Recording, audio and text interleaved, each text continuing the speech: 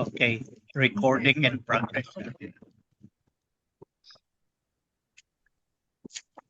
Okay, let's pray. Heavenly Father, we thank you, O Lord, for your providence in our lives, O Lord.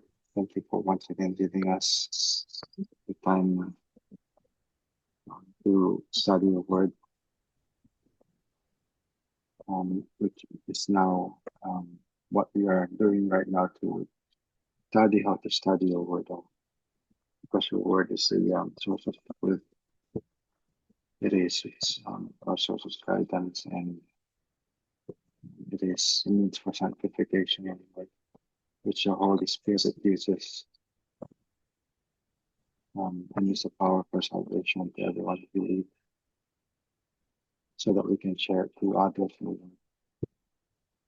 Oh Lord, we thank you for each and every one who is currently present here today. May you open up our minds and our understanding, guide our hearts and our thoughts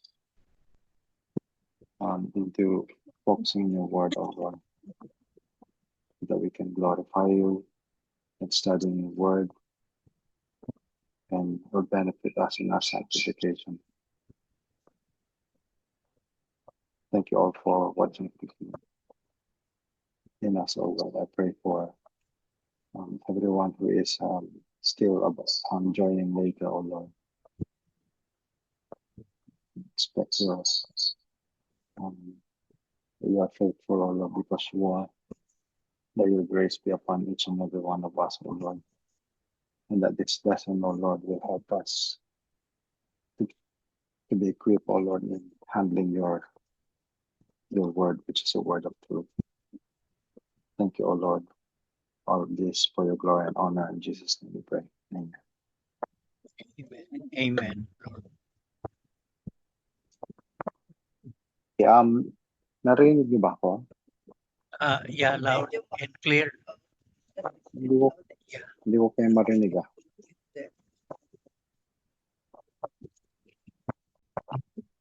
Ay, taka ito.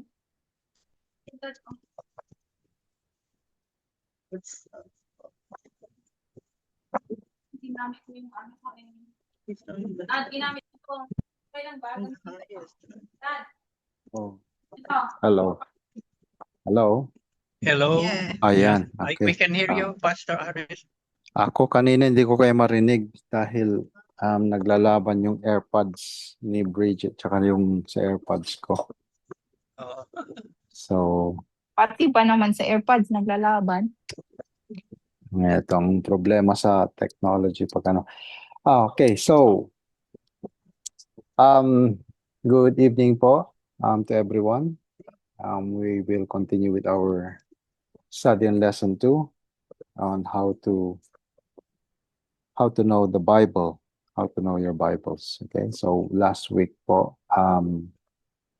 we have already looked at this lesson, and our memory verse for this lesson is 2 Timothy chapter 2, verse 15.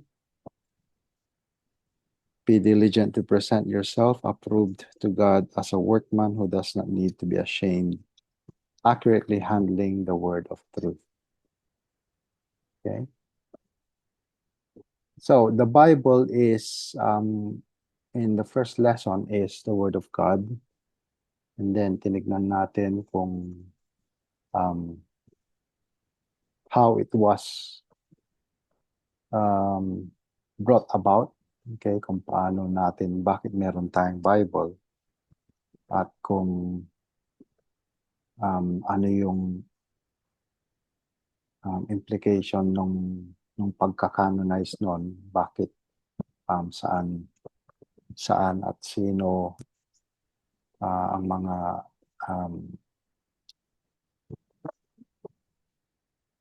mga elements kung bakit meron tayong Bible ngayon. And so we all agree, I hope, na naintindihan natin na ang Word of God, ang Bible ay Word of God. When we say Word of God, means literal Word of God, literal na galing sa Diyos ito.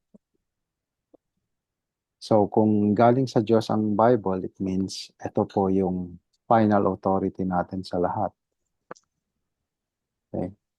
Kung ano man ang sinasabi ng Bible, kung ito yung Word of God, tinatanggap natin yon.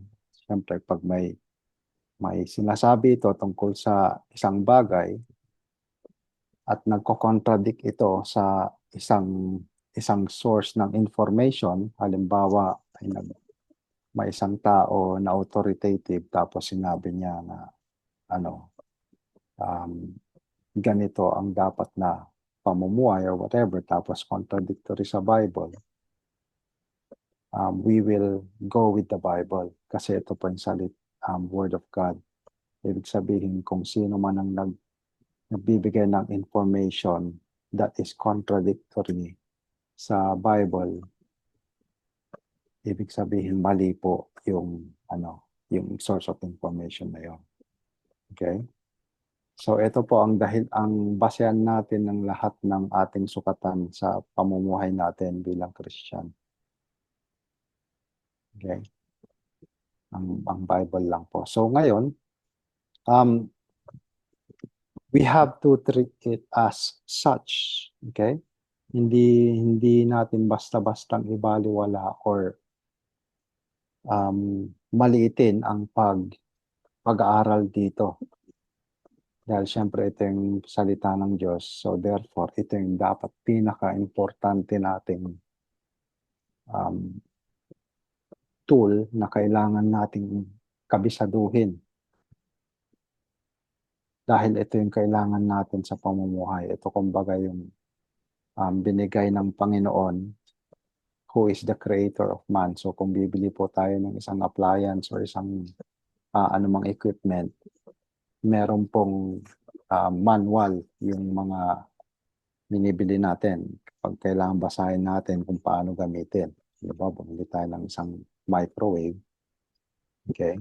At first time natin magka-microwave, babasahin natin yung manual kung paano gagamitin para magamit natin maayos at makapagluto, makapag-init tayo ng pagkain tsaka hindi tayo madisgrasya.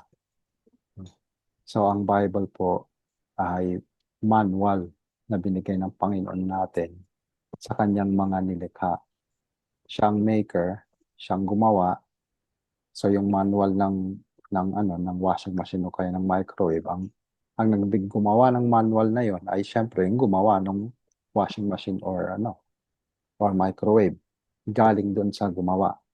So since ang gumawa sa atin ay ang Panginoon, ngayon binigay niya sa atin yung manual natin. Paano natin patakbuhin ang buhay natin ng tama para hindi tayo madisgrasya. Okay? So kung mali ang pagkakatakbo natin sa ating buhay taliwas sa salita ng Diyos, okay, magkakaproblema tayo.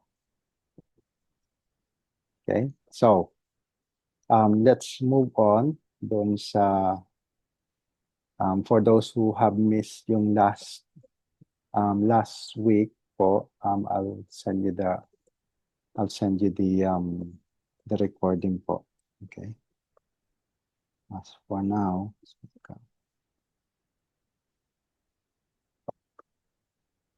medyo problema tong laptop ko.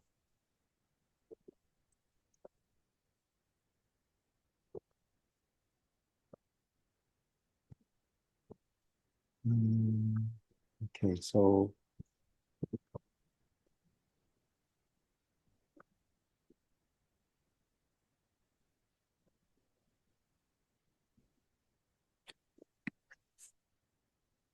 so we'll go on sa Bible study process. Okay. So we've learned last time that the way in how we use the Bible is we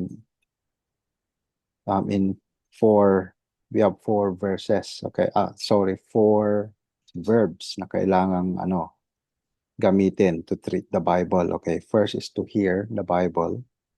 Second is to read. Third is to study. fourth is to memorize, and the fifth is to meditate. Okay? Ngayon, tinignan natin lahat yon at ngayon ay we'll go with the actual Bible study process. Okay? So, ang ginagawa natin dito ay to equip everyone, lahat ng nandito ngayon, in order na pag binuksan natin ang Bible natin ay alam natin kung paano ito gamitin para sa sarili natin. Para hindi tayo umasa lagi sa ibang tao para mag-explain sa atin kung ano yung binabasa natin, kasi binigay ito sa atin ng Panginoon eh. So dapat we are all qualified and equipped to do our own Bible study. Okay? So let's go to the Bible study process. Okay? So step 1 is preparation. Okay? Meron tayong verse dyan, 1 Peter chapter 2 verses 1 and 2.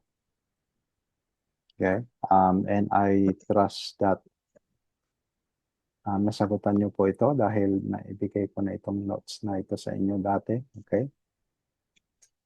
So 1 Peter chapter 2 verses 1 and 2. What should we do before we approach the scriptures? Okay, bago tayo mag-aral ng ating Biblia, we are going to go into studying the most sacred possession na nasa atin ngayon, apart from our salvation, of course. Okay, ito yung physical thing na binigay ng Panginoon sa atin, yung word niya. Okay, so how do we approach it? Anong unang-unang gagawin natin? According to Peter in 1 Peter chapter 2 verses 1 and 2. Anyone po?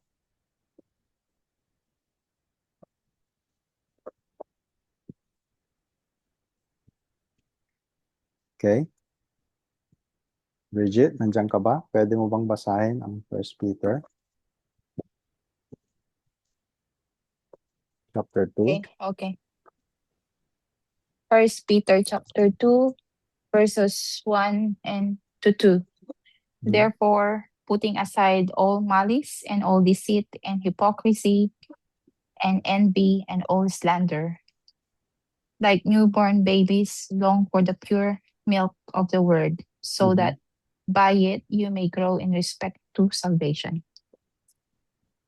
1 Peter 2 and 2. Okay.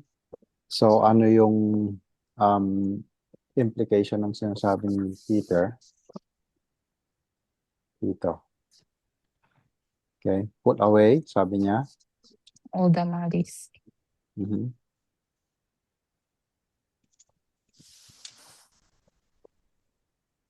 Okay, put away malice. So ano yung all malice, deceit. ano yung deceit, ano yung hypocrisy? What are Sin. these? Sin These are ba? sin. Yes. Mm. Okay. So before you put them away, ibig sabihin you have to confess them. Okay. So we are guilty of sin. Okay. We have to start with confessing them. Okay. So we are now going to parang sa before you can come near God, okay? In sacrifice, you have to kailangan i-cleanse muna yung sarili nila. Okay, so before, the way to do that is first you have to admit that you are unclean, you are guilty. Okay, so confession is what we should do first. So by praying and confessing our sin.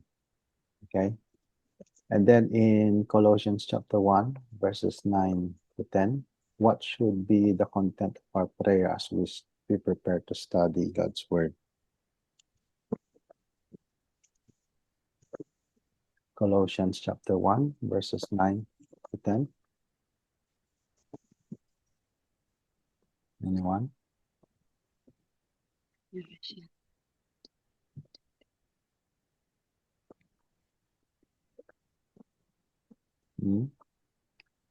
So sabi ni Paul, verses Colossians 1, verses 9 to 10. And so from the day we heard, we have not ceased to pray for you, asking that you may be filled with the knowledge of his will in all spiritual wisdom and understanding, so as to walk in a manner worthy of the Lord, fully pleasing to him, bearing fruit in every good work and increasing in the knowledge of God. Okay? So we study the Bible para so we'll increase in the knowledge of God. Di po ba? Pero anong pinag-pray ni Peter dito sa mga Christians in Colossae? That you may be asking that you may be filled with the knowledge, okay, of his will in all spiritual wisdom and understanding. Okay.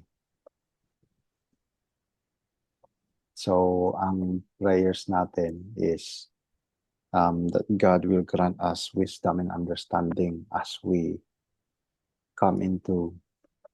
dive into studying His Word. Okay, is that clear? Na ano niyo ba yan?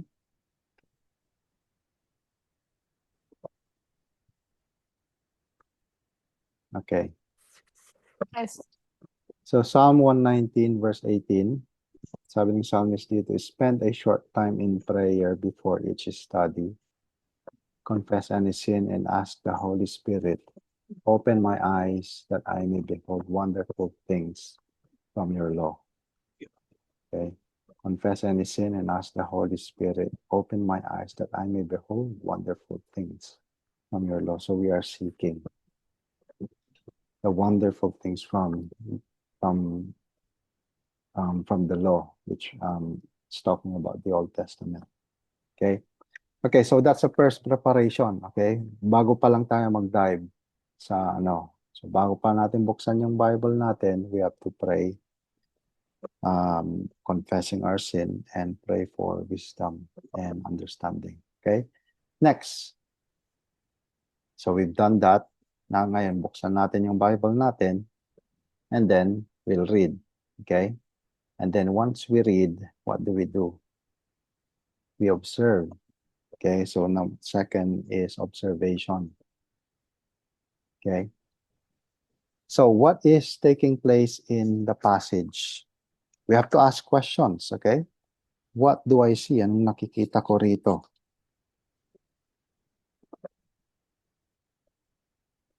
Okay. It is important na magtanong tayo. Tanungin natin kung ano tong sinasabi dito.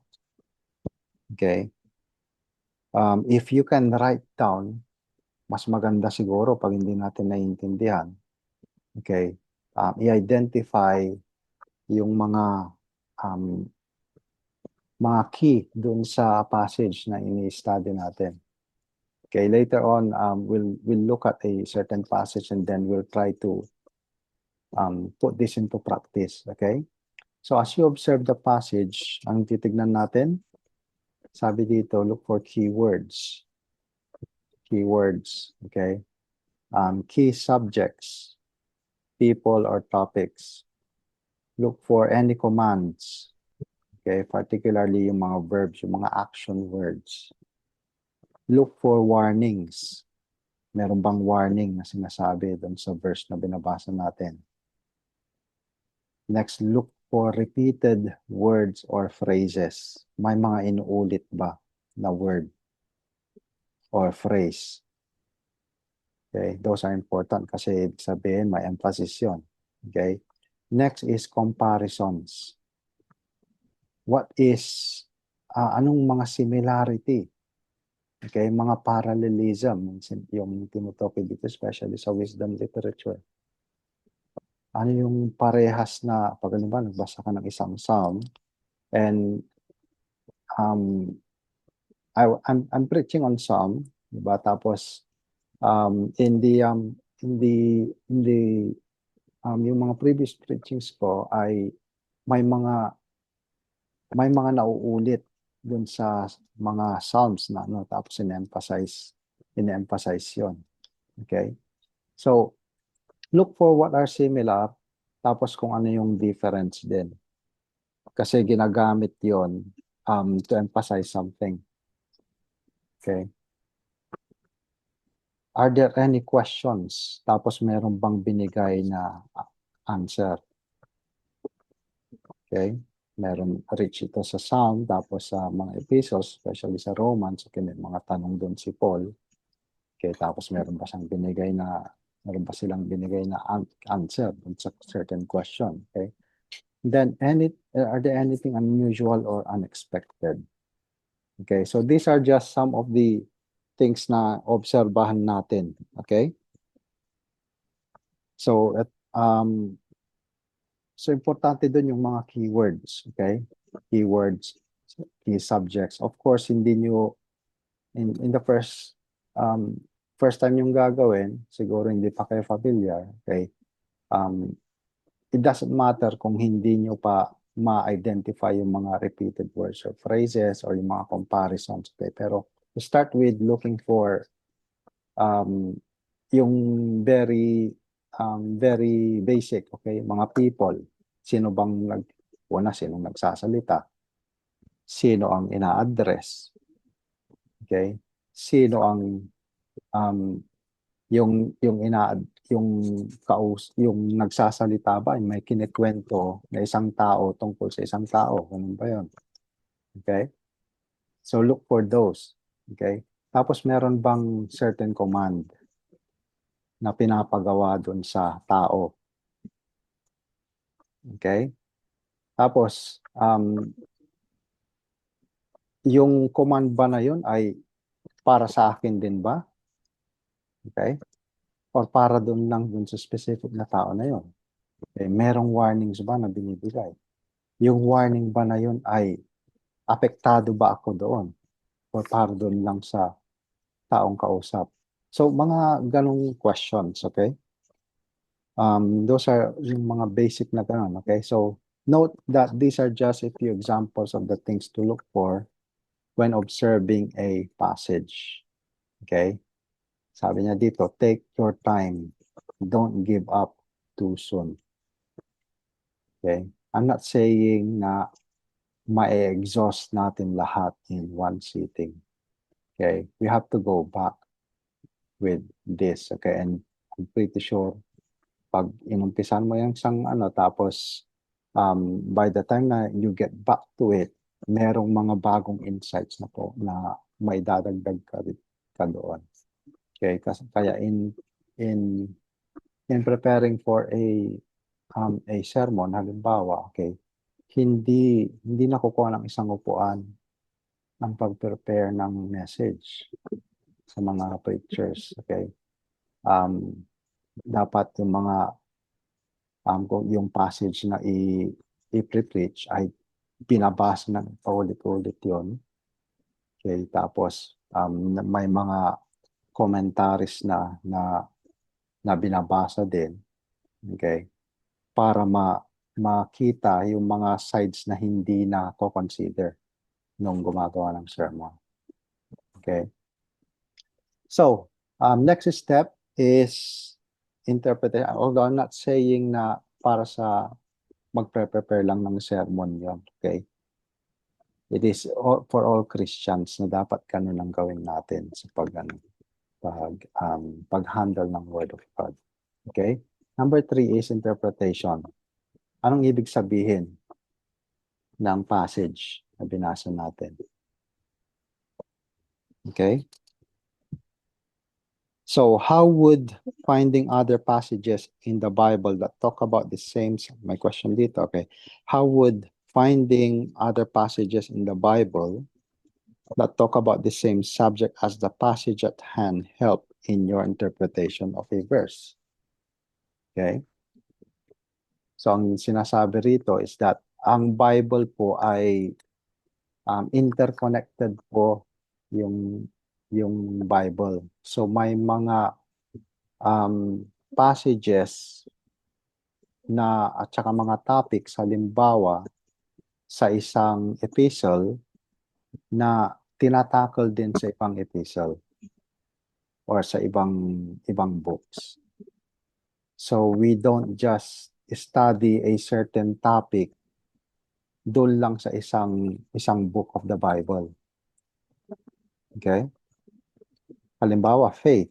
Tapos where ang gusto natin pag-aralan ay yung word na faith.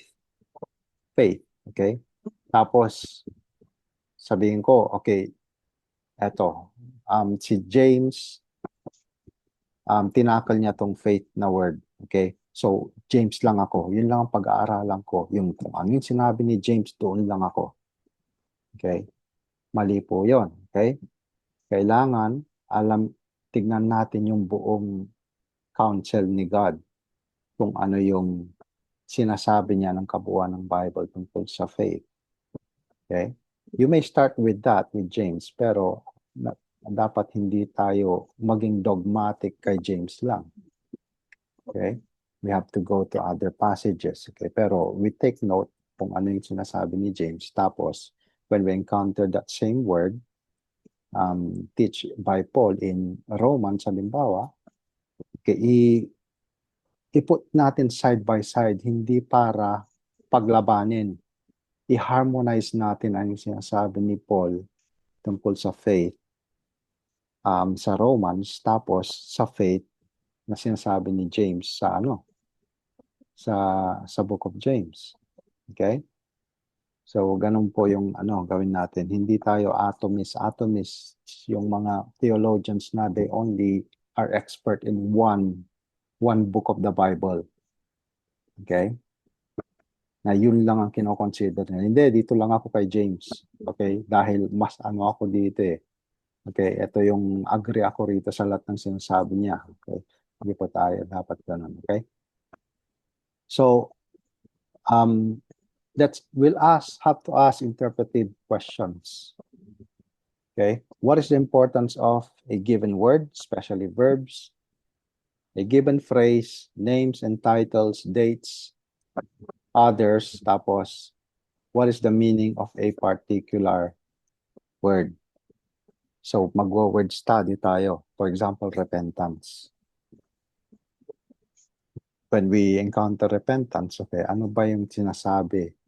Ano ba yung hindi ko i-interpret yon based sa understanding ko sa repentance?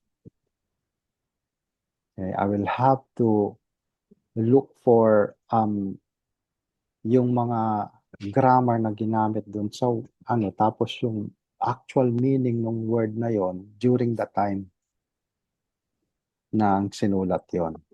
Okay? Next is, why did the writer say this?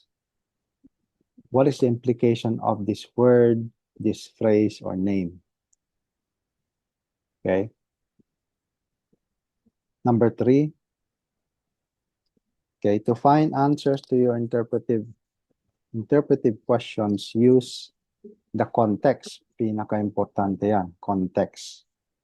We just don't go to a verse, tapos i-ignore natin yung context ng verse na yon, kung anong chapter siya, ano yung sinasabi dun sa chapter na yon, basta dito lang ako sa verse na to.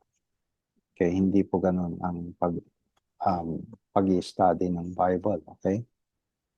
So we have to look for the context, which means the verses before and after the passage you are studying. You have to go into that and read that. Okay? We have to look for the definition of words once again. Okay? The grammar and sentence structure. Importante rin po yan kasi baka past na event na pala yung tinutukoy, tapos kino-consider natin to be present. Okay? So we have to see kung is it past, present, or future. Okay? Tapos yung certain grammar kasi may mga implication din dun sa writer in using grammar. Is it may pagka-sarcastic ba yung pagkakasabi? Okay? So we're trying to look for yung mga kung yung thought nung author, yun ang tinitignan natin. Anong iniisip ni Paul? Ano yung gustong sabihin ni Paul dito? Okay? And then we look at other passages of scripture. Okay, we've already talked about that. Okay. And then we need some Bible study tools.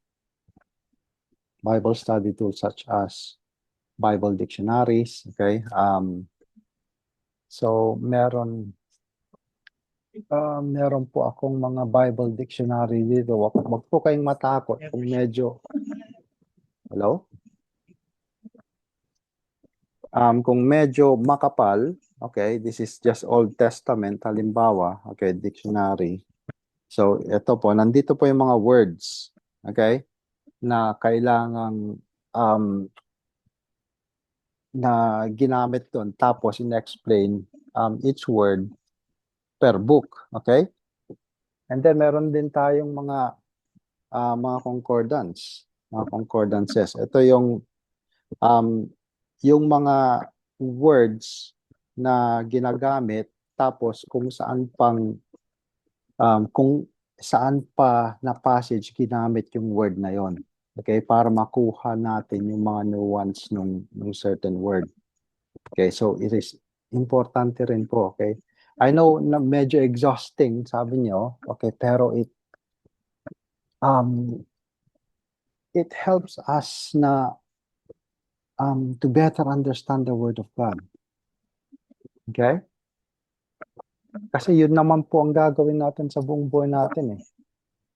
To know God's will and God's Word. Meron din tayong mga commentaries, okay? So, meron akong ESV commentary dito. Meron din akong different commentaries by different authors and different books. Okay, which means ito yung mga ibang theologians na pinag-aralan na nila yung book na to. Halimbawa, the Book of James, si Blomberg tsaka si Camel. Okay? These are theologians na they've studied the Book of James, okay, and then they've commented on verse by verse na mga sinabi ni James dito. Okay, so they try to input their own understanding. Okay, anong tinakita nila, paano nila in-interpret, okay, ano yung research nila, what did their research say about yung background, ganon. Okay, so we have to consult other people kasi ginawa na nila yung madali na yung trabaho natin dahil marami nang gumawa. Okay? So we take those, okay, and then we study it for ourselves, okay, and then ang tinitignan natin doon is yung practical application para sa atin. Okay? Longer, and it is a ton of it. But I wanted to make sure I did it the best So when possible. interpreting, okay, you have to remember that all scripture will agree. Okay, very important rule that all scripture will agree. Ang ibig sabihin doon ay scripture will not contradict itself. Scripture will not contradict itself. Okay?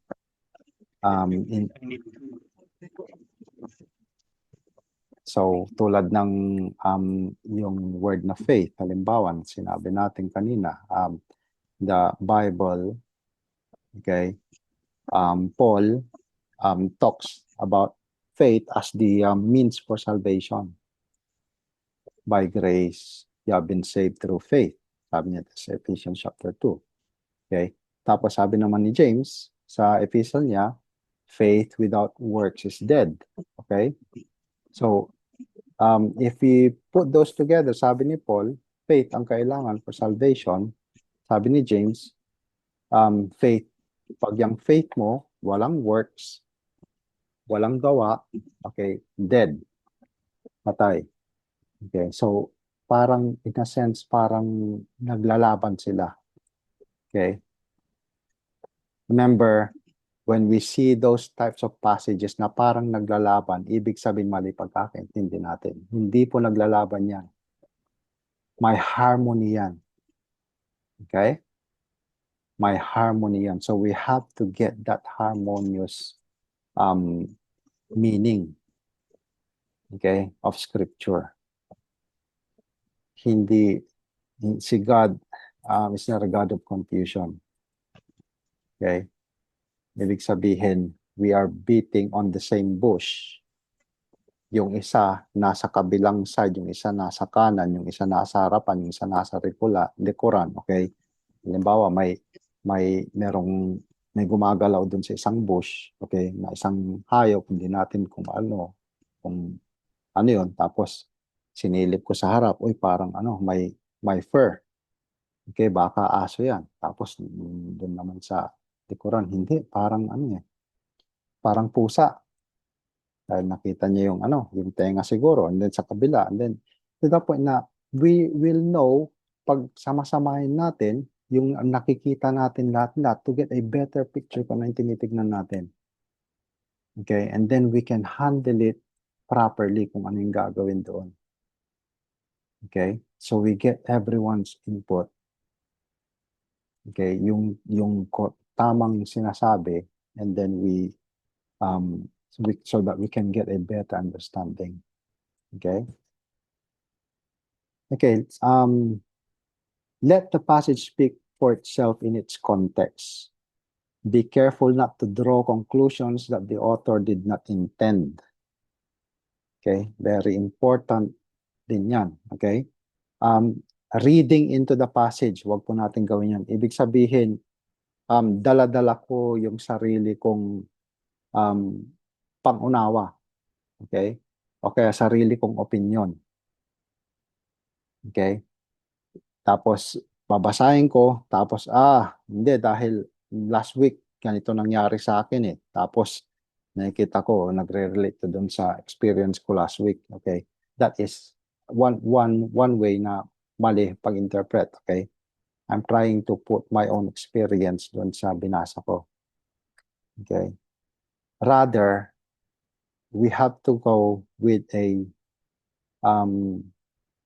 have to admit na pagbabasahin na we're gonna handle the Word of God is tayo dapat yung maliliwanagan sa sinasabi, hindi yung ako yung magpapaliwanag ng sinasabi ng Bible. Okay? Dapat yung Bible ang magpaliwanag sa akin. Okay? So there is only one correct interpretation. Okay? Ngayon dapat tandaan natin itong mga mga rules na to. There's only one correct interpretation of any particular passage of Scripture. The author's original intended meaning. Okay?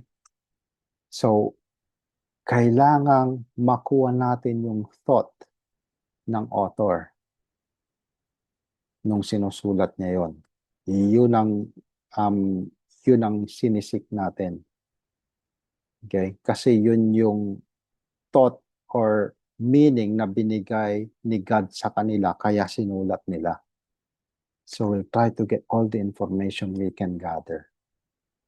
Okay? When Paul wrote Colossians or Philippians, halimbawa, okay? Nasaan siya nung sinulat niya yun? Bakit ganun yung mga language niya? We have to understand situation ni Paul. Okay? And we, by studying, malalaman natin na sinulat pala ni Paul when he was incarcerated. Nasa jail siya. Okay? So, ngayon makikita natin yung context ng mga language niya kung bakit ganun. Okay? So, let's go. And the step 4 is application. Application. Hindi kumpletong ang pag-study natin pag wala pang application. Pag nalaman lang natin tapos it will not affect our behavior. Failure po yan. Okay? Pag napunta lang sa utak natin, tapos para magaling tayong makipagdebate. Okay, that's not the point. The point is sanctification. Okay, so what effect will this have on my life? This part of the Bible study process takes the truths that have been observed and seeks to incorporate them into everyday life and practice. Okay.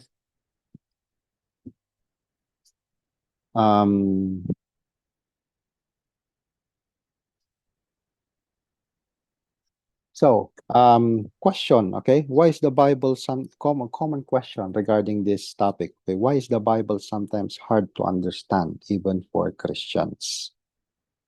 Why is that? Bakit napakahirap na intindihin kahit sa mga Kristiyano? Okay. One possibility is that there may be sin in a person's life. Okay. Na sin na ayaw nating i-forsake. Okay. Sin na ayaw nating i-forsake. For example, ang passage na pinag-aaralan ko ay Titus chapter 1. Okay? Tapos, binigay ni Paul kay Titus yung mga requirements ng isang pastor or isang elder. Tapos, hindi ako nag-agree doon. Parang, hindi ko maintindihan to. Parang Kasi, yung palang nanay ko or asawa ko ay pastora pala. Okay? Kaya hindi ko tinatanggap yung sinasabi ni Apostle Paul kasi I hold to the idea na yung nanay ko ay isang pastor at sinasabi ni Apostle Paul na ang mga elders, mga teachers, mga pastors ay husband of one wife, sabi niya. Okay? So, mahirap kong tanggapin yon, mahirap kong intindihin dahil nag-agree ako sa isang kasalanan. Okay? So, yun yung mga isang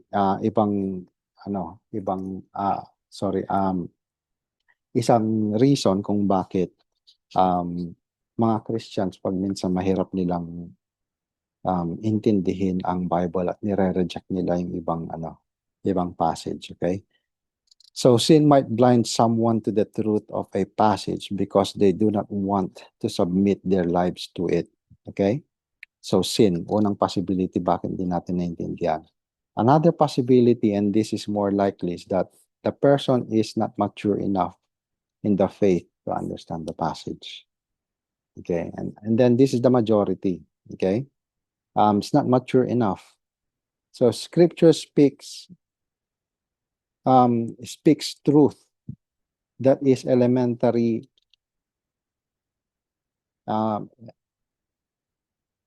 Scripture itself speaks of some truths that are elementary and others that are for more seasoned saints, according to Hebrews chapter 6, verse 1. Okay, even si Peter, remember si Peter in his second epistle, okay, the last, I think chapter 3, he mentioned mga kasulatan ni Paul, okay, na pino-point out niya na yung sinulat ni Paul, si Paul, ang dami ring sinulat niya na binabaliktad ng ibang tao, sabi niya. Parang yung pagbaliktad nila sa scripture. So, plinase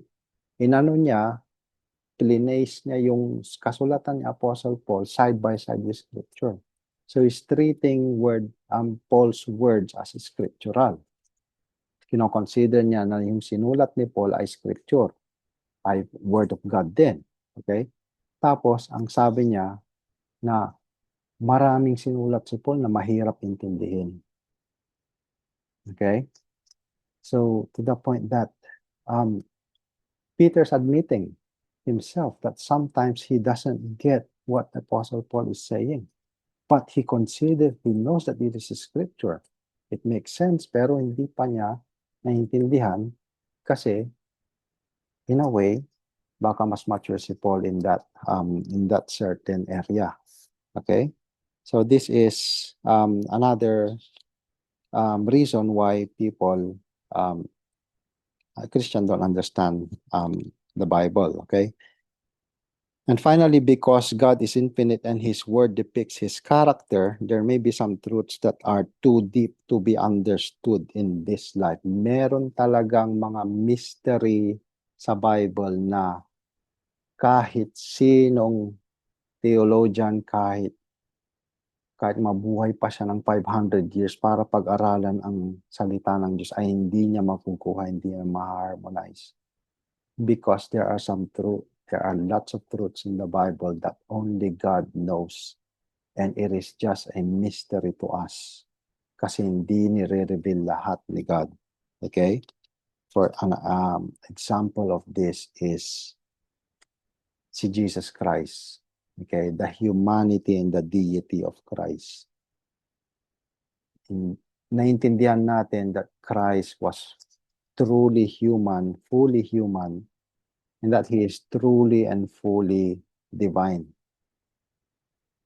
Pero hindi naman natin masasabing 100% human, 100% God, dahil magiging 200% yon.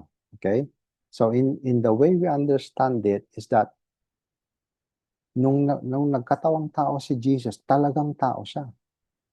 Pero talagang Diyos din siya. Now, if you think about it, parang it doesn't make sense. Pero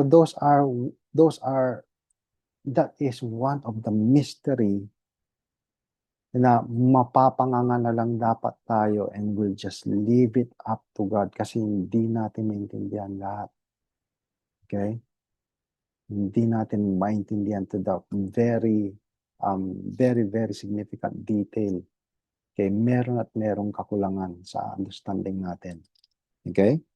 So in application, once we heard the word of God, what should our response be according to James chapter 1, verse 22? Okay. Anyone? James chapter 1, verse 22. Can someone? Apply the word in our daily life. Come again, Tita Daisy. Sabi, apply natin yung nabasa natin sa pang-araw-araw na buhay natin. Be doers, not just hearers. Thank you, Tita. Thank you po. So tama po yun, di ba? We have to be doers of the word, not hearers only. Okay? I-apply natin. We have to look for the application. Okay? So, we have here a simple tool, okay, to help us apply what we have learned. Okay? It's an acronym, SPECS. Okay? Parang spectacle, parang salamin. Okay? First, okay, SPECS. Letter S, is there a sin to forsake? Pag nagbabasa tayo ng passage that we're studying, okay, is there a certain sin to forsake? Okay, first, syempre, before we go to it, diba, we have to confess our sins first. Okay, then pray for understanding and wisdom. Okay, and then yung certain passage na pinabasa natin, is it talking to us regarding that sin that we confess? Okay. Are we still living in that sin? Okay? Meron bang sinasabi dito? Meron bang kinocommand? Okay? So, na kailangan natin gawin. Okay? Next is P, promise to claim. Is there a promise? Meron bang sinasabing promise dito? Okay? Na hindi ko cliniclaim, na dapat pala ay nasa akin pero hindi ko cliniclaim. Okay? I'm not talking about prosperity. Okay? Name it and claim it. Okay? There are spiritual promises na hindi ginagamit ng mga Christians. Okay? And Paul identifies that in his epistles. Colossians, Philippians, Ephesians. Okay? Maraming mga, even Galatians. Okay? Mga fruits of the Spirit, halimbawa, those are already promised. Okay? Pero hindi natin ginagamit. Okay? Because we're still living in sin. Kabaliktaran ng mga fruits. Okay? Next letter, is there an example to follow?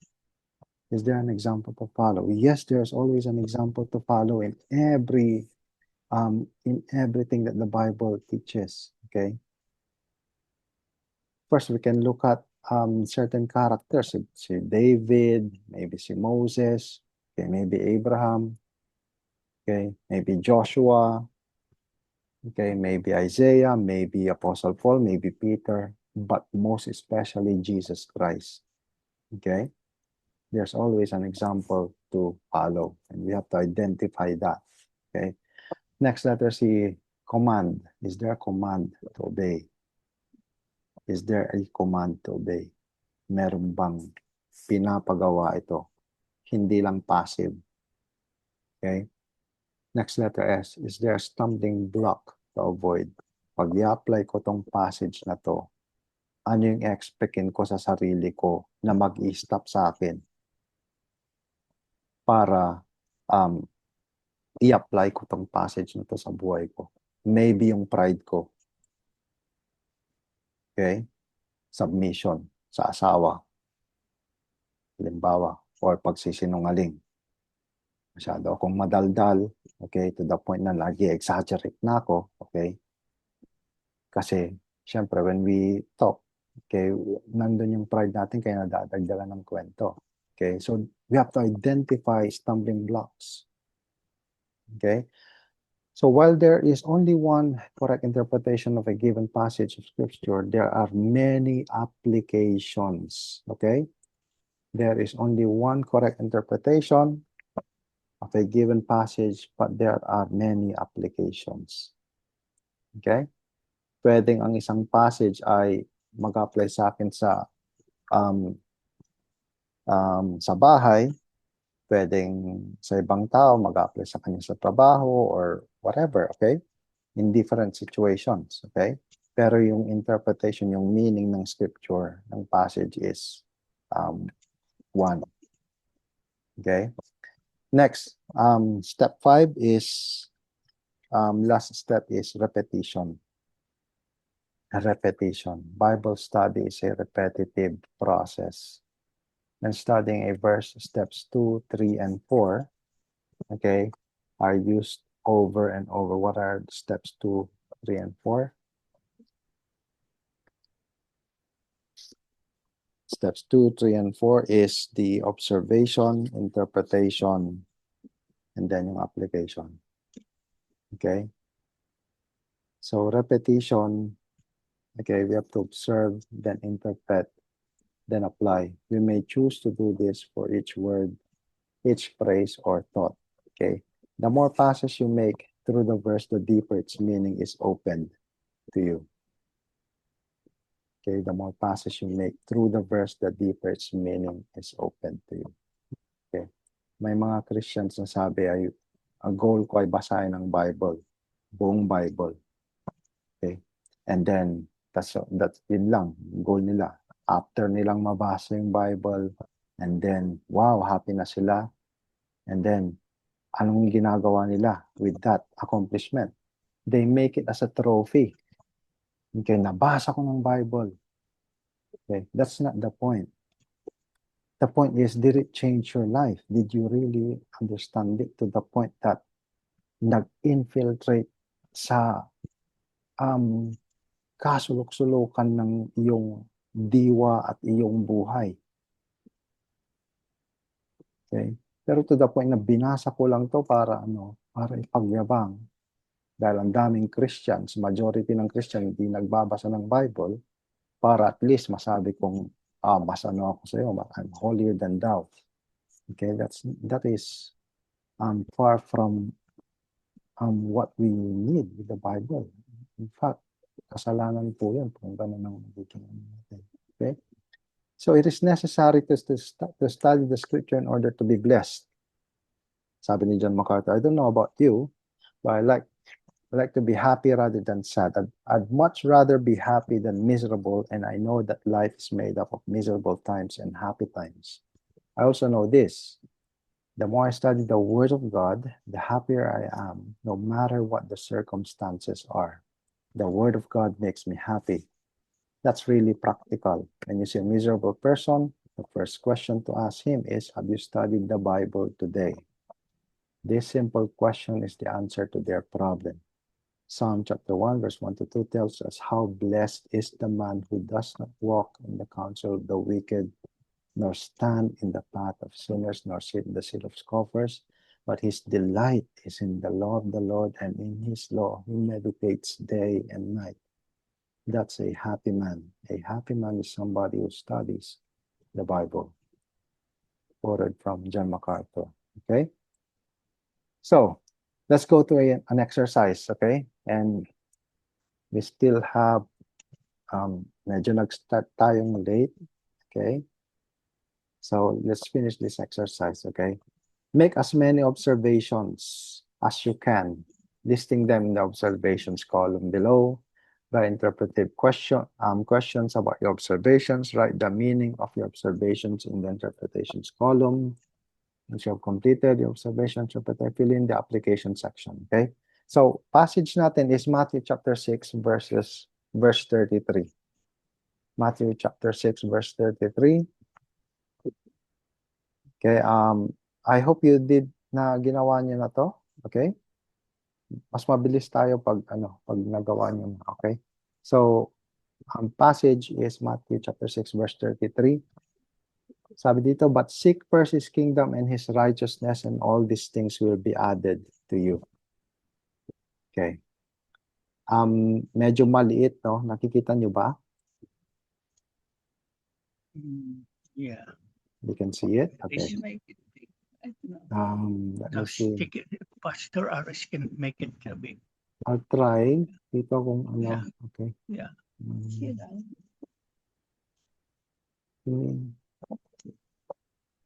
Hindi. Sorry po. Ang lumalaki. Okay, yeah, that's good. That's Ah, good right okay. there. Okay. Ayan. Ang lumalaki lang yung ano. Okay, yeah, that's good. Yeah, we can see it now, Pastor. Okay. So, observation, okay? In this passage, observation. Meron nang ginawa dito six examples, okay? First is yung una, the verse starts with the conjunction but. Nag-start siya, this passage starts with but. So, what does that mean? Okay? So, how do you interpret that? Pag nag-start ang isang sentence to the word but, okay? Why does a sentence start with but? Okay? Interpretation on the right, so it means that this verse is linked to the previous verses. Okay? Ibig sabihin, pag nag-i-start sa but, ang isang question, ibig sabihin, kailangan mong malaman yung mga nauna pa rito. Okay?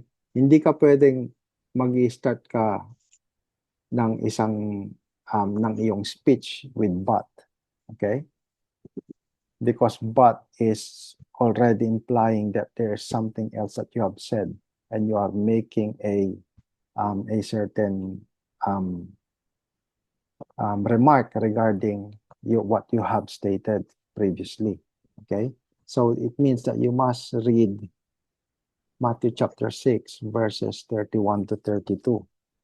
Okay, verses 31 to 32. So we are studying the context. Okay,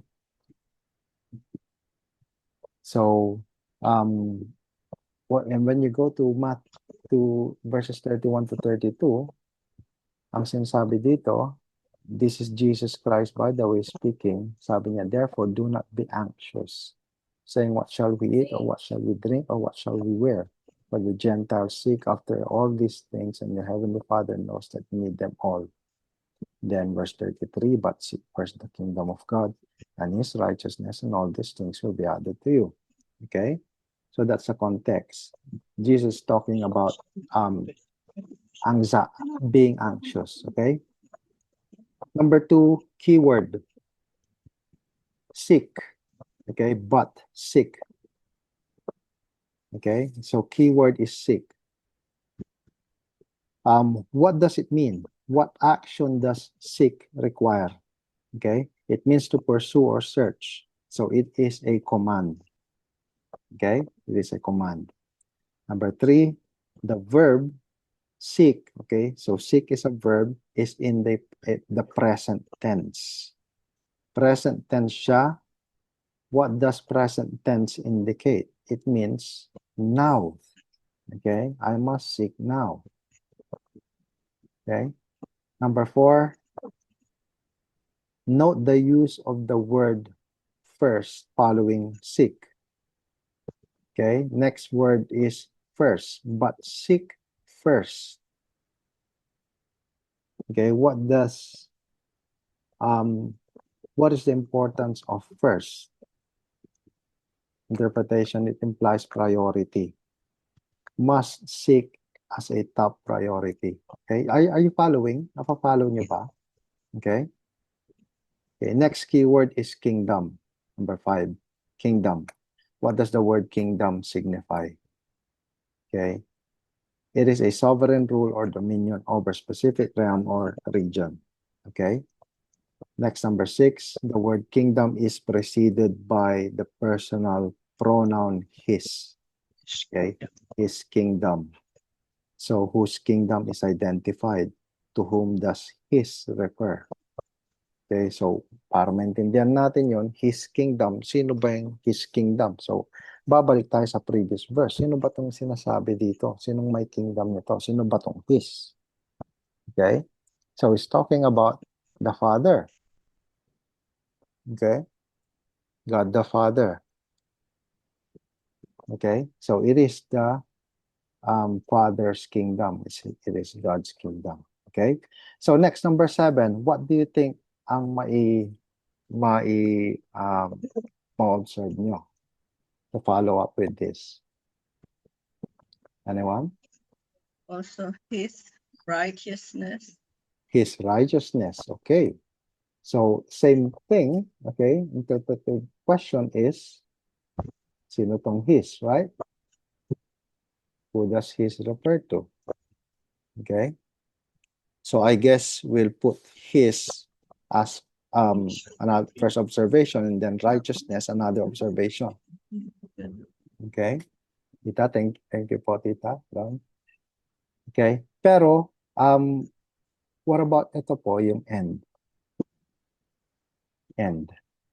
Are we gonna, okay, hindi po natin, I think it also holds weight ba?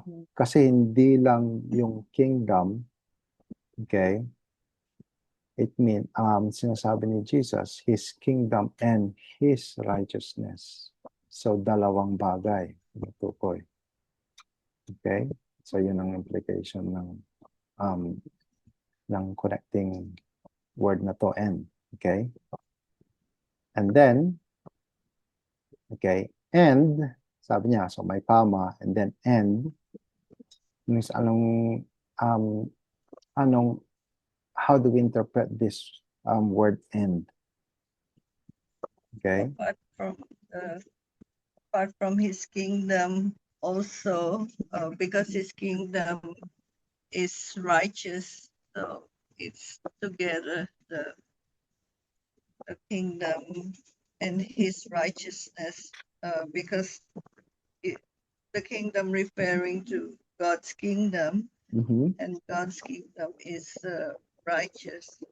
It's full of righteousness. Yes, so his righteousness, the word righteousness is talking about God's character. Okay, and yes, of course, his kingdom, because it's his kingdom, and so his kingdom is full of his righteousness. Okay, and all, sabi niya, all, anong tinutukoy niya dito? All these things. Okay, ano tong all these things na to? We cannot see it in this in this passage alone. So what does that mean? We need to go back to the previous verses, okay? So all these things, interpretive question, what are these things? Okay? Necessary. Okay, so anong sinasabi niya dito? He's talking about in verse 31 regarding yung iniisip natin, pinoproblema natin, pagkain. Okay, pangbuhay natin. What shall we drink? Anong isusot natin? Okay? Being anxious regarding material things, material stuff. Okay, namang problema tayo dito. Okay, pero ang sabi ni Christ is seek first his kingdom and his righteousness.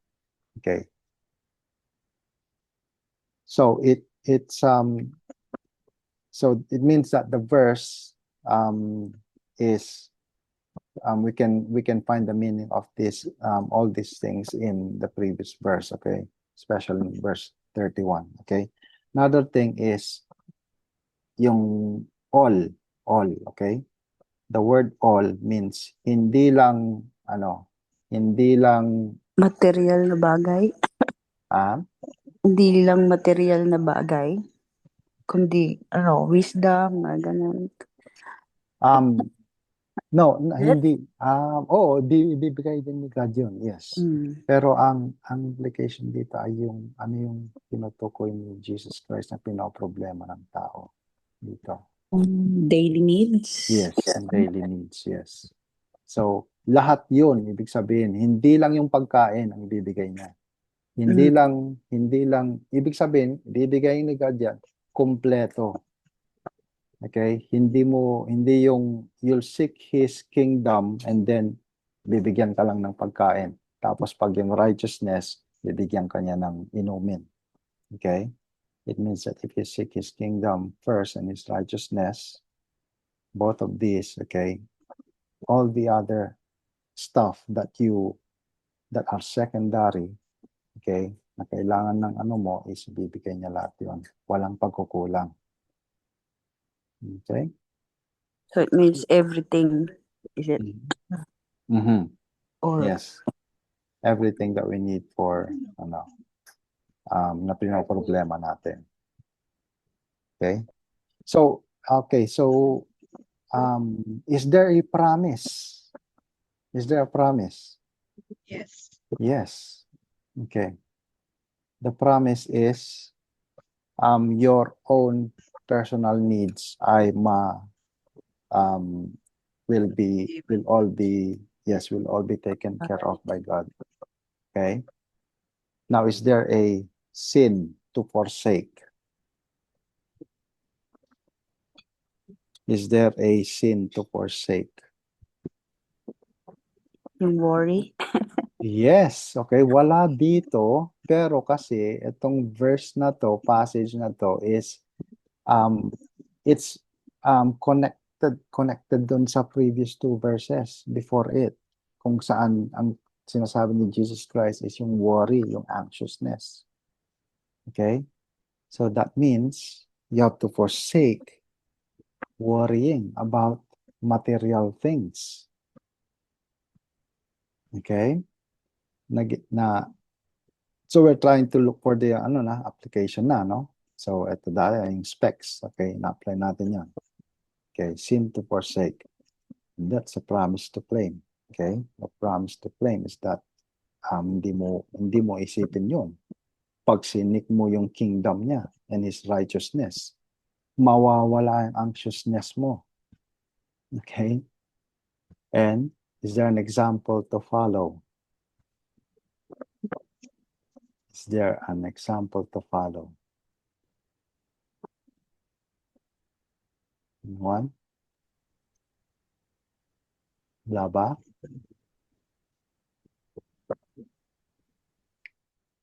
Sinong perfect example?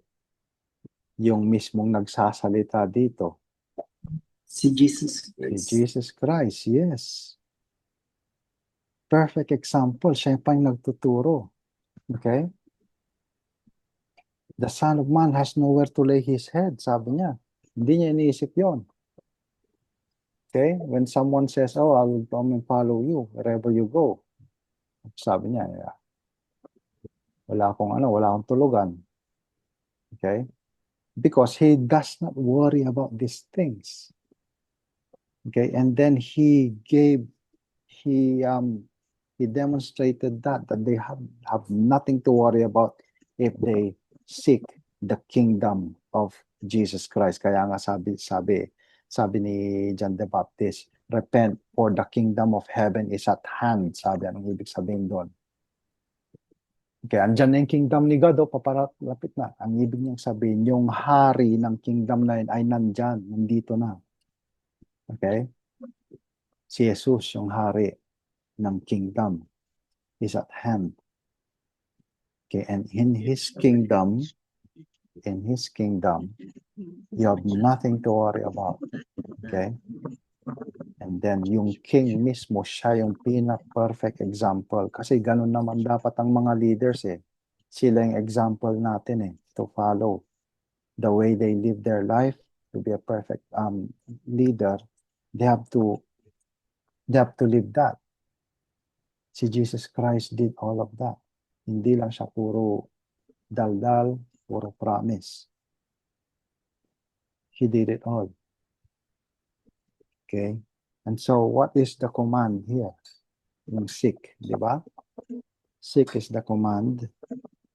Now, lastly, what is the stumbling block to avoid?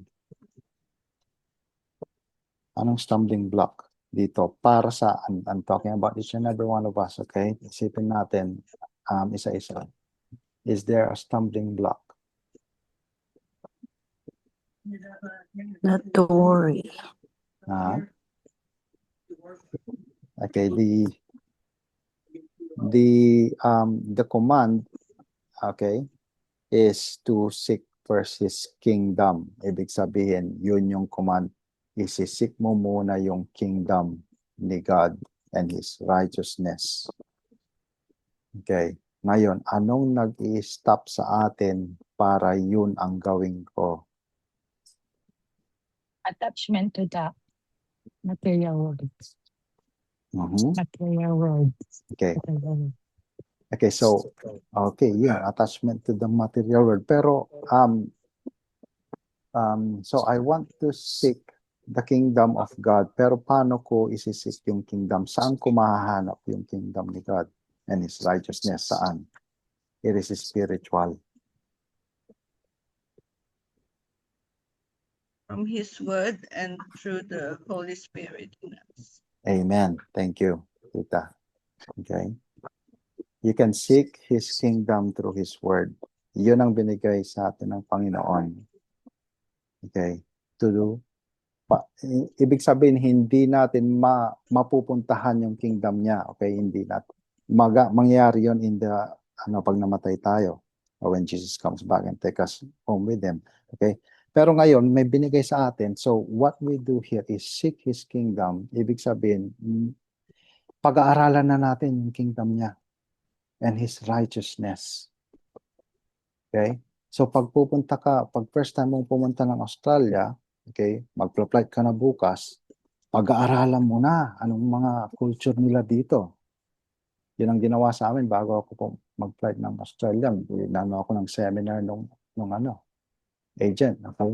In Australia, tinuro sa akin, ganito, itong mga bawal doon, ganyan. Okay? Hindi tulad dito sa Pilipinas. So, pinag-aralan na natin, pupunta natin. And it is all revealed in God's Word. That's how we seek His kingdom and His righteousness. So, we study God's Word. Okay? Now, ano yung stumbling block para pag-aralan ko ang salita ng Diyos? What's stopping me from seeking His kingdom? I need an honest answer from everyone.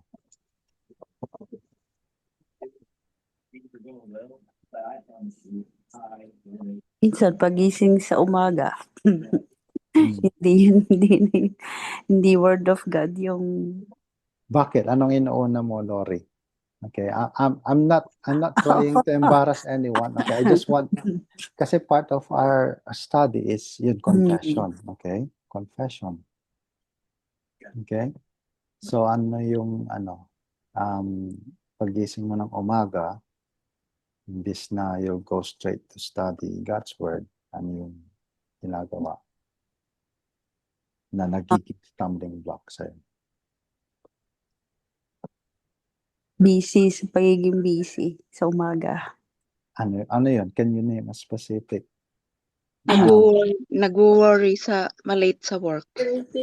Malate sa work. Okay. Nag-worry. Mhm. Cellphone. Cellphone. Okay, thank you. Ano pa?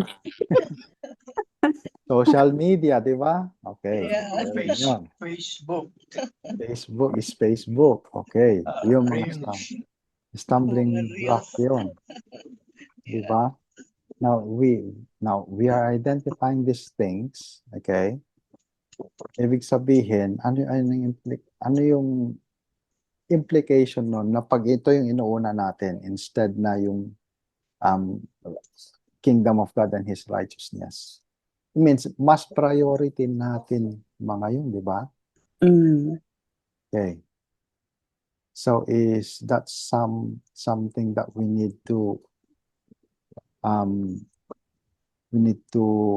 not siguro hindi ko sinasabing you have to work on that. No, I think hindi lang work kasi it has to be urgent Kasi seek here, sabi niya, present. When do you have to do it? Now. Okay? It's not saying seek later. Okay? Gawin mo ito mamaya. Okay, so ibig sabihin, my urgency. Itong unahin mo. Top priority. Okay? So, try to manage our time. Pag ibig sabihin, pag kulang ang oras, anong kailangan kong gawin? Eh di, gumising ako ng mas maaga, di ba? Oh, sobrang ganun pa. Ay, pastor. Ay, sobrang aga. Eh di, matulog ako ng maaga, di ba? For example, pwede maghingi ng example. Sige, okay. Sorry. Example, si Tolits papasok 4 o'clock. Mhm.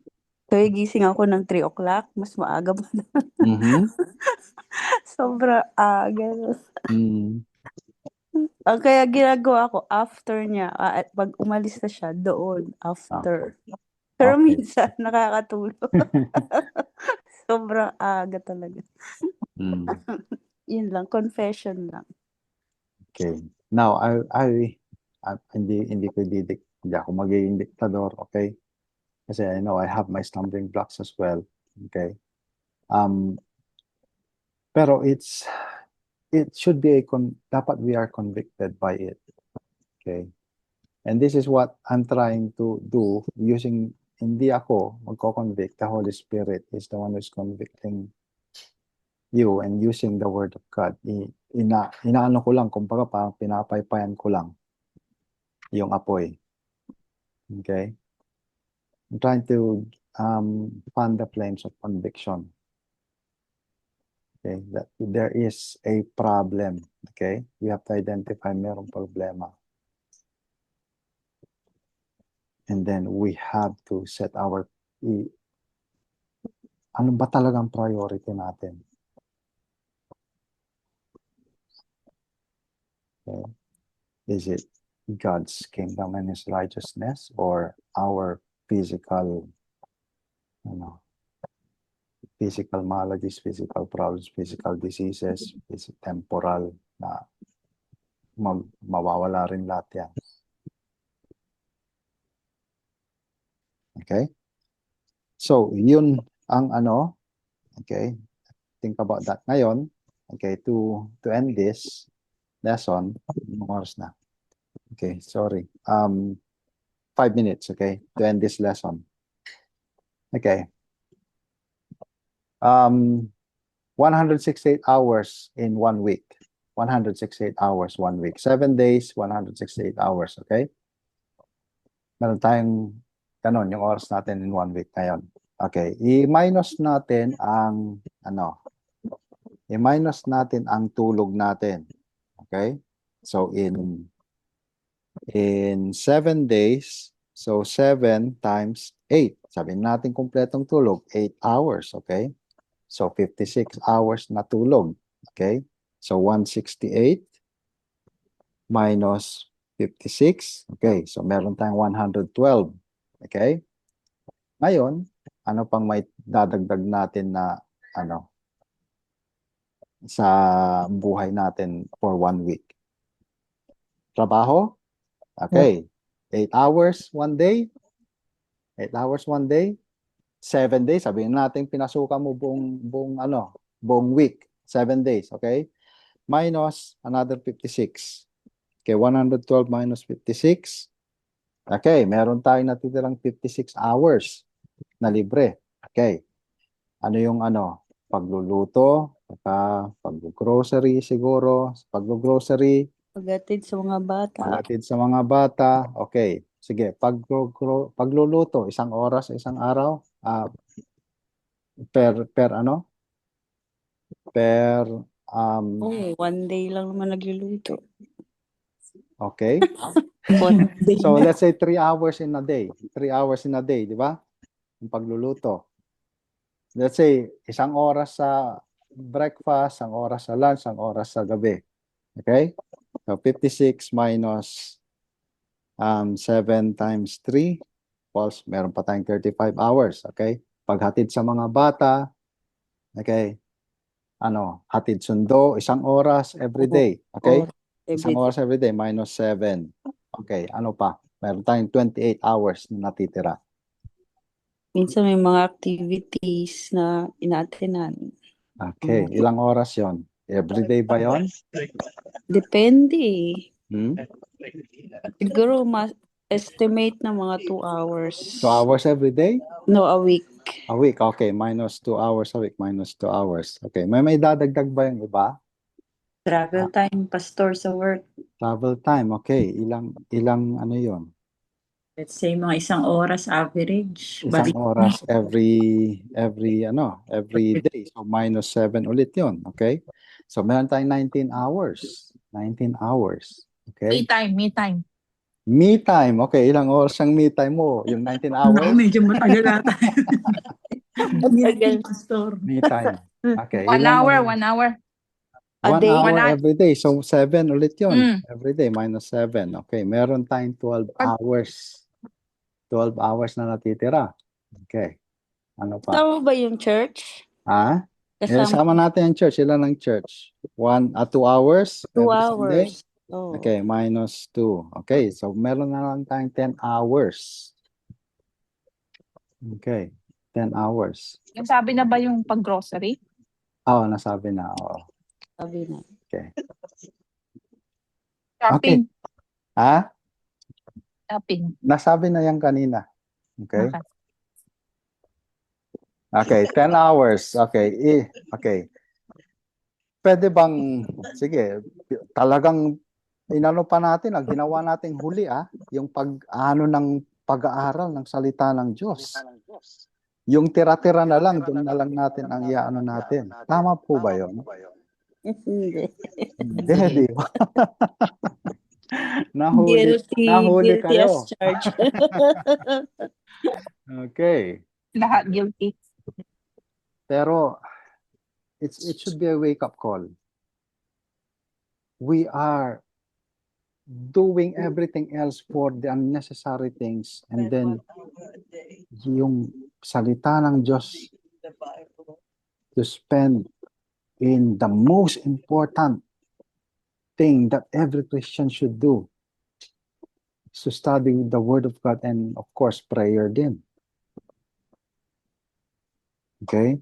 Paghahatiin na lang natin ang prayer tsaka studying God's Word in the last 10 hours. Okay, so 5 hours studying, 5 hours praying.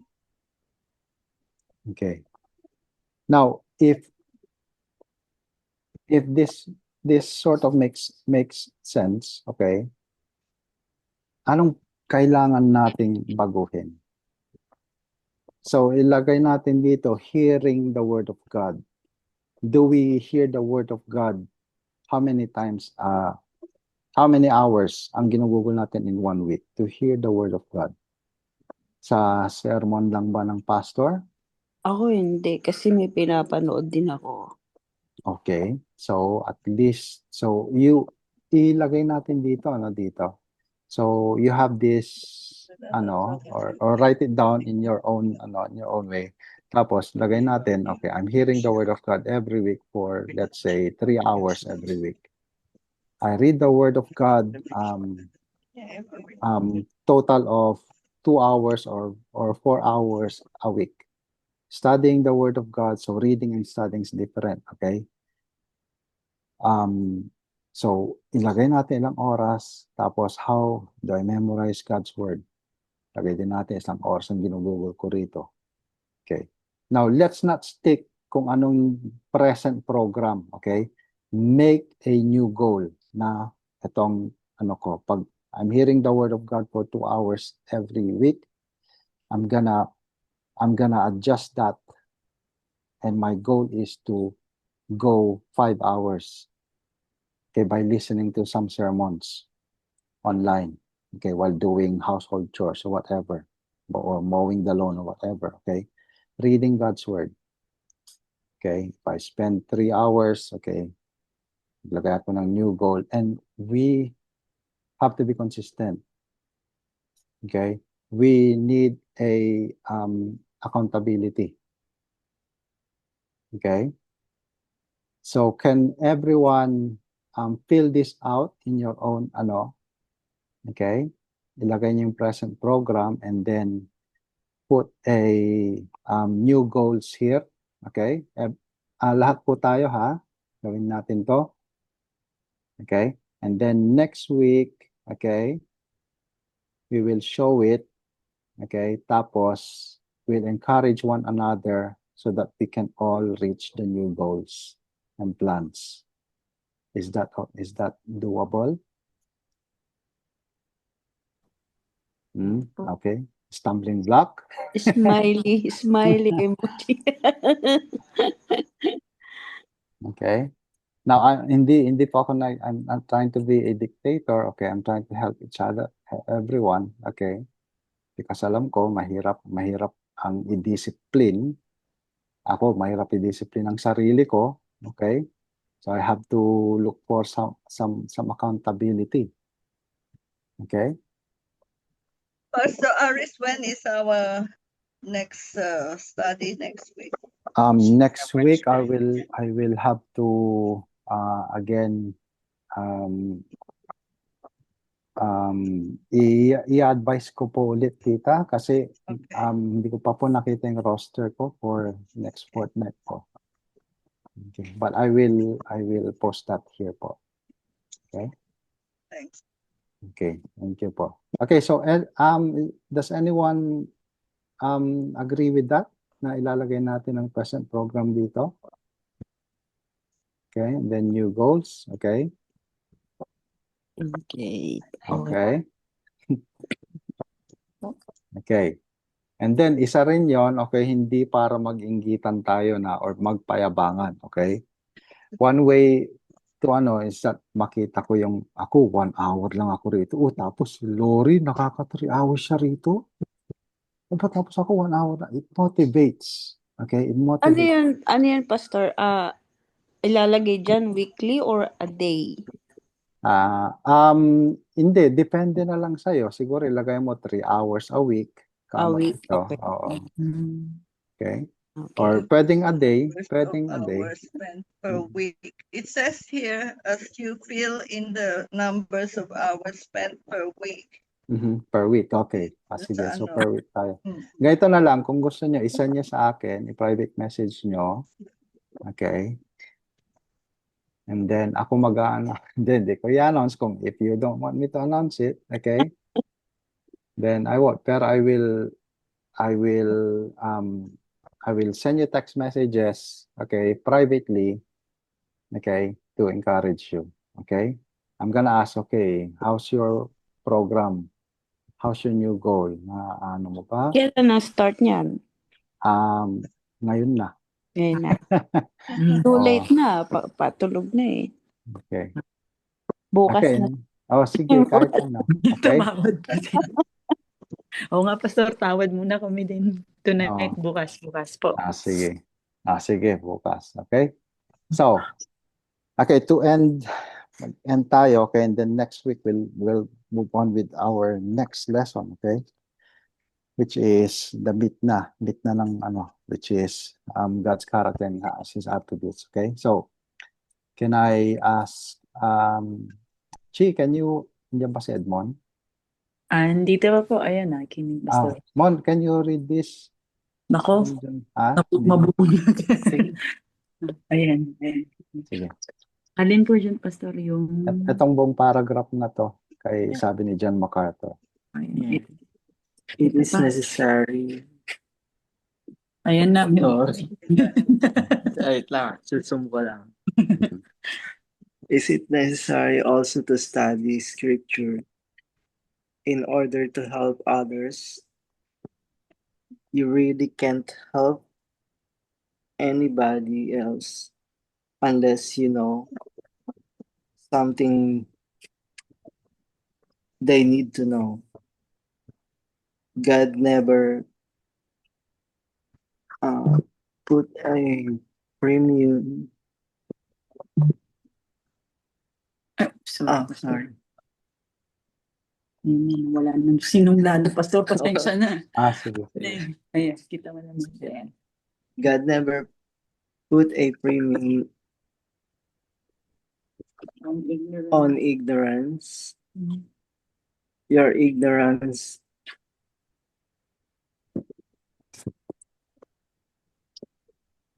wait lang. Naka-cellphone ba kayo? Mobile, Oo. Pastor eh. Okay. Pasensya, hindi ko kasi makita yung salamin. Sige, hindi, okay lang, ako na Mon. Okay. Sige. Your ignorance not only makes you unable to help yourself, but it makes you unable to help anybody else. And Christianity is all about helping other people, isn't it? How best can you help a person in trouble? By showing them God's solution to their trouble. How best can you solve a person's problem? By knowing what the Bible says about their problem and how to handle it.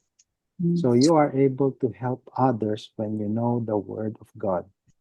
For example, 2 Timothy chapter 2, verse 2 tells us, we are to teach faithful men in order that they may teach others also. Okay? It's a quote from John MacArthur. Okay? So Christians, we are not, ang isang ano ng mga Christian is that we are to minister to one another and we are to teach one another. Kaya nga ang perfect model ng isang community is Christianity. Kasi they share all the knowledge, the perfect knowledge. Okay?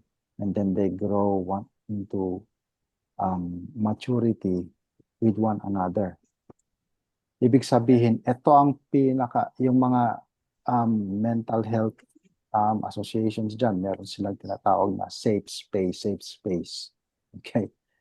The real safe space is usually dapat in the church with fellow Christians. Kasi this is where you can confess your sin to one another. And then no one is supposed to condemn you because we all know that our condemnation, si God lang nagko-condemn sa atin and we are already saved from condemnation. So ang purpose ng Christian to another Christian is to help the person. Magtutulungan tayo sa in our sanctification. Okay? And then the way to do that is we have to know how to help one another through the Word of God. Nandito lahat ang instruction natin. Okay? So we have to know our Bible, our manual. Okay? Thank you, everyone. sa ano? Thank you, Sa Pastor Aris. thank you all for participating. So we'll close with a word of prayer. Okay. Thank you. Let's pray. Heavenly Father, we praise you and thank you and glorify you, O Lord, for your glorious word, which give us instruction and the truth that we need, O Lord, in order to be able to minister to ourselves and to one another, O Lord. Please help us in pursuing the discipline, O Lord, to study, to read, to hear your word, and to apply it, O Lord, in our lives. Oh God, may our purpose is to be sanctified, to be more like Christ, not for our own boasting, O Lord, but rather for our own humility, knowing that we need your word in order to be able to be useful for ministry, O Lord. May we confess our sins, O Lord, as your word convicts us, O Lord. And may we come to your throne of grace, O Lord, by the blood of our Savior Jesus Christ. Lord, help us in this endeavor, O Lord. May you empower us and motivate us even more, O Lord, as we go to our daily lives, O Lord, having a clear focus to have your word as a priority. Thank you, O Lord. I pray this for every one of us here, O Lord, for your grace and honor, and your mercy, and your glory, O Lord. We pray all of this in Jesus' name. Amen. Amen. Thank you all. Salamat Thank po. you. Good night. Salamat, Pastor.